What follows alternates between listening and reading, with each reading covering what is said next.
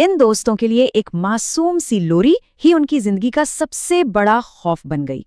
ये सब शुरू हुआ जब साहिल अपने दोस्तों के साथ मनाली गया, अपने दोस्त समय के लिए। समय ने हाल ही में अपने छोटे भाई को खोया था और वो चुप रहने लगा था। ये ट्रिप उसी के लिए थी। तीसरे दिन उन्होंने रोहतांग पास जाने का फैसला किया, एक खूबसूरत पर बदनाम जगह। होटल से निकलते वक्त रिसेप्शनिस्ट ने उन्हें एक अजीब सी चेतावनी दी, एक लोकल कहानी के बारे में। पर उन्होंने इस बात को मजाक में उड़ा दिया और अपनी मंजिल की ओर आगे बढ़ गए। अब लौटते हुए काफी रात हो चुकी थी और चारों तरफ घना कोहरा छाने लगा था। सड़क एकदम सुनसान थी। तभी कोहरे में से उन्हें एक मील का पत्थर दिखाई दिया। उस पत्थर पर एक आदमी बैठा था। अजीब बात यह थी कि उसने इतनी ठंड में सिर्फ एक धोती पहनी थी। 20 मिनट बाद फिर वही मील का पत्थर और फिर कुछ देर बाद दोबारा वही। वो लूप में फंस गए थे।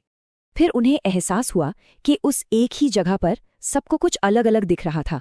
साहिल को बूढ़ा आदमी दिखा, चिराग को एक बच्ची और अरुण को एक काला घोड़ा। पर समय को कुछ नहीं दिखा, वो बस एक ही रट लगाए हुए था, किसी को मदद चाहिए। अचानक उनकी कार के साथ कोई दौड़ने लगा। अरुण ने सबको बाहर देखने से मना कर दिया। वो एक लड़का था जो दौड़ नहीं रहा था, वो बस चल रहा था, गाड़ी की स्पीड पर। इसे हमारी मदद चाहिए, ये कहकर समय ने खिड़की नीचे कर दी और उस साए को देखने लगा।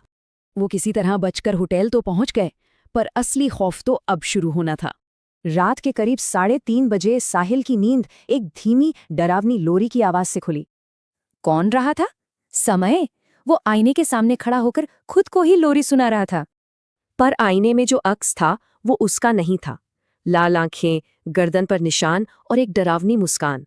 इससे पहले कि दोस्त कुछ समझते, समय ने बच्चे की आवाज में एक सवाल पूछा और बेहोश हो गया। अब उन्हें यकीन था कि समय पर किसी चीज का साया है। अगली सुबह वो उसे एक पंडित के पास ले गए।